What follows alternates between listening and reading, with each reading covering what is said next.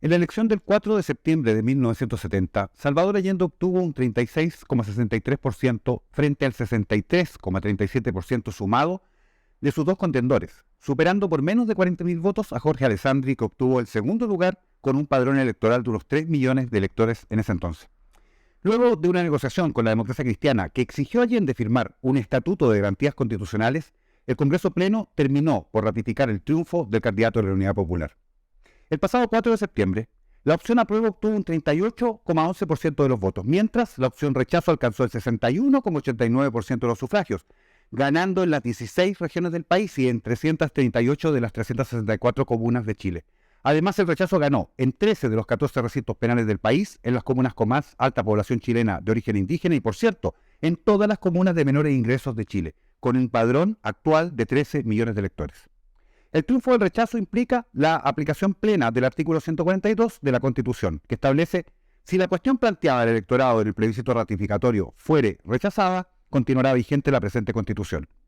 Sin embargo, desconociendo expresamente ese mandato, el mismo 4 de septiembre, Gabriel Boric señaló que el plebiscito no era el fin del proceso constituyente.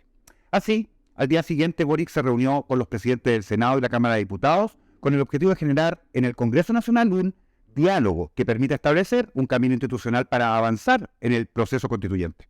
Por su parte, la pseudo-derecha agrupada en Chile Vamos, ya el 9 de junio, había anunciado 10 compromisos para avanzar en una nueva y buena constitución. Y sumándose a lo expresado por Boric, se comprometieron a continuar el proceso constituyente.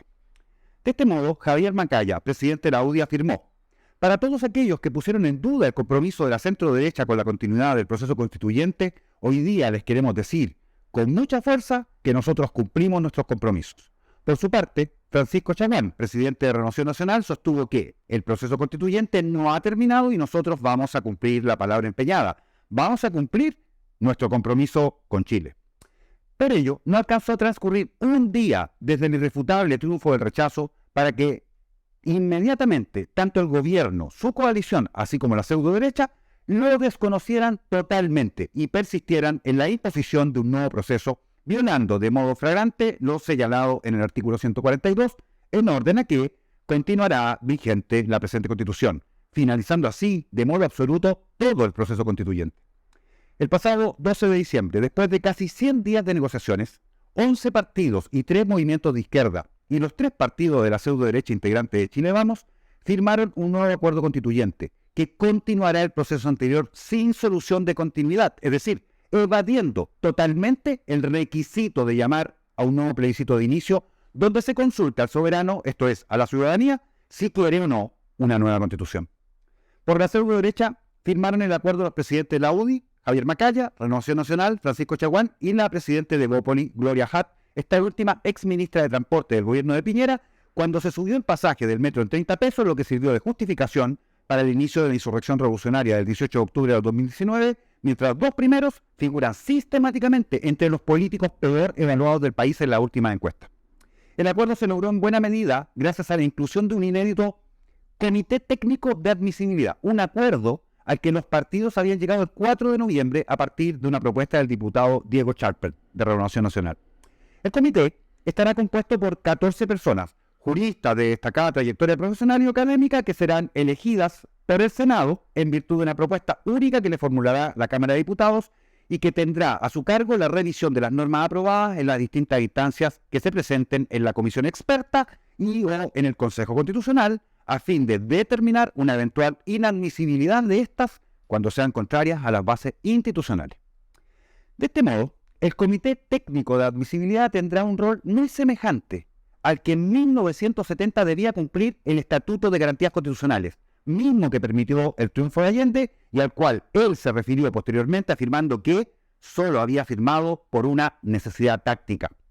Como podemos apreciar, el paralelo histórico de la elección de Salvador Allende con el nuevo proceso constituyente, tanto en términos de porcentaje como de mecanismo que lo implementó, una negociación donde se le obligaba a respetar algo similar a las bases constitucionales del actual Acuerdo por Chile, son absolutamente evidentes.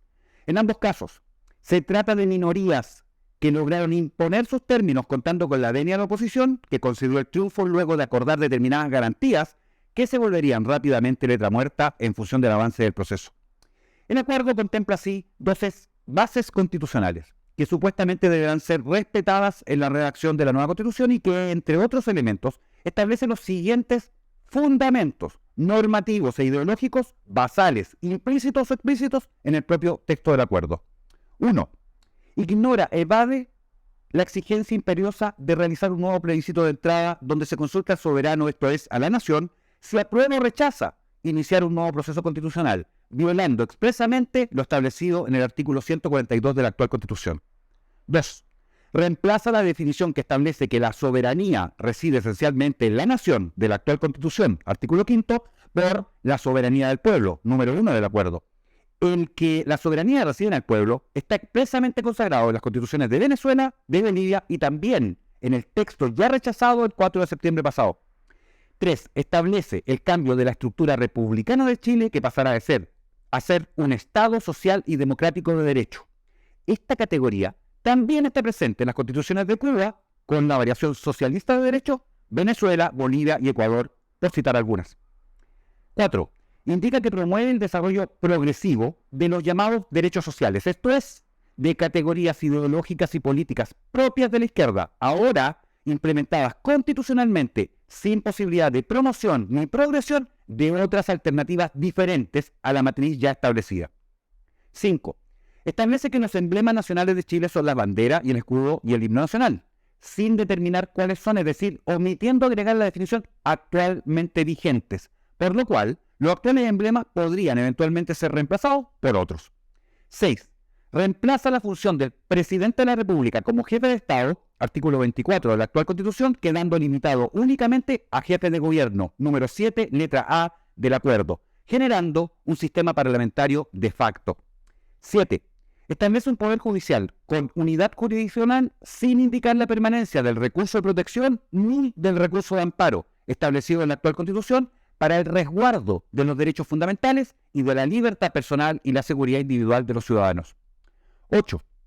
Soslaya la existencia del Tribunal Constitucional por no estar expresamente señalado entre los órganos autónomos, quedando al arbitrio de la inclusión, entre otros. Genera colisión de derechos al establecer la libertad de conciencia y de culto, la libertad de enseñanza y el deber preferente de las familias de escoger la educación de sus hijos, frente al interés superior de los niños, niñas y adolescentes. Por lo cual, los dos primeros quedan subordinados jerárquicamente a este, por ser superior a la libertad de conciencia, culto, enseñanza y educación de los hijos, y además establece de facto la existencia de diversos tipos de familias. 10. Genera absoluta contradicción al establecer que la Constitución reconoce a los pueblos indígenas como parte de la nación chilena, que es una e indivisible, en el número 4, y la igualdad ante la ley, en el número 9, eliminando ambas afirmaciones del número 2 del acuerdo al señalar que el Consejo Constitucional será integrado por escaños indígenas supranumerarios, cuyo número no establece, es decir, elegidos de acuerdo con su origen étnico, dividiendo así la nación, que antes dijo una indivisible, en diferentes etnias e ignorando la igualdad ante la ley. 11. Establece que el Consejo Constitucional se integrará bajo el principio de paridad de entrada y de salida, número 2, párrafo 1 del acuerdo, volviendo nuevamente a ignorar el principio de igualdad ante la ley, que así como no reconoce para su aplicación diferencias por origen étnico, tampoco la reconoce por sexo. 12. Compromete constitucionalmente al país al cuidado y la conservación de la naturaleza y su biodiversidad, sin establecer los límites, alcances, magnitud y jerarquía institucional de este compromiso. 13. Limita específica y formalmente la función de los 50 consejeros constitucionales electos más los supranumerarios únicamente al objeto de discutir y aprobar las propuestas del nuevo texto constitucional, número 2, párrafo 3 del acuerdo, sin que tengan capacidad de modificar, reemplazar o rechazar dicha propuesta, quedando así únicamente con un rol pasivo en la redacción del texto. 14. Fija el quórum para la aprobación de las normas constitucionales por el Consejo Constituyente en 3/5, 0,6. El de elección de la comisión experta en 4/7, 0,5. La aprobación de las normas corregidas por el comité experto en 3/5, 0,6. El rechazo de las mismas lo establece en 2/3, 0,66. La comisión mixta en caso de controversia queda en 3/5, 0,6. La generación de una nueva propuesta por la comisión mixta también en 3/5, 0,6. La elección del comité técnico en 4/7, 0,5. Y el requerimiento fundado del Consejo Constituyente o la comisión experta ante el comité técnico de admisibilidad para que éste determine la eventual inadmisibilidad de una norma por ser contraria a las bases institucionales en 1/5. Como se puede apreciar, en estas variables y confusos guarismos se trata de un traje hecho a la medida de los partidos políticos incumbentes, literalmente diseñado para que en general sea más fácil aprobar una norma que rechazarla, asegurando así de antemano la aprobación de la propuesta constitucional. 15. Establece una inédita comisión experta, compuesta por 24 personas de composición paritaria, 12 electas por el Senado, 12 por los diputados, que tendrá a su cargo la redacción de un anteproyecto que servirá de base para la discusión y redacción del nuevo texto constitucional. Esto es, entregándole el rol activo en la redacción del texto. Establece otro inédito comité técnico de admisibilidad compuesto por 14 personas, propuestas por la Cámara de Diputados y electas por el Senado, que tendrá a su cargo la revisión de las normas aprobadas en las distintas instancias que se presenten en la comisión experta y o en el Consejo Constitucional, a fin de determinar una eventual inadmisibilidad de estas cuando sean contrarias a las bases institucionales. Esto es, un rol normativo y jerárquicamente superior tanto a la comisión experta como al propio Consejo Constitucional. Derivado de lo anterior, a partir de la posible ratificación de este acuerdo por el Congreso, este renunciará a su poder constituyente delegado, esto es, a la capacidad de redactar y proponer reformas o un nuevo texto constitucional, entregándolo a 3 nuevos organismos, 2 de ellos no elegidos por el soberano, abdicando de una de sus más relevantes y trascendentales funciones. 18. Sostiene que la propuesta final de nueva constitución deberá ser ratificada o rechazada por la ciudadanía mediante un plebiscito con voto obligatorio. Número 3. Sin establecer qué sucede en caso de que nuevamente el texto sea rechazado por la ciudadanía, quedando abierta la posibilidad de un nuevo proceso constituyente ad nauseam. 19.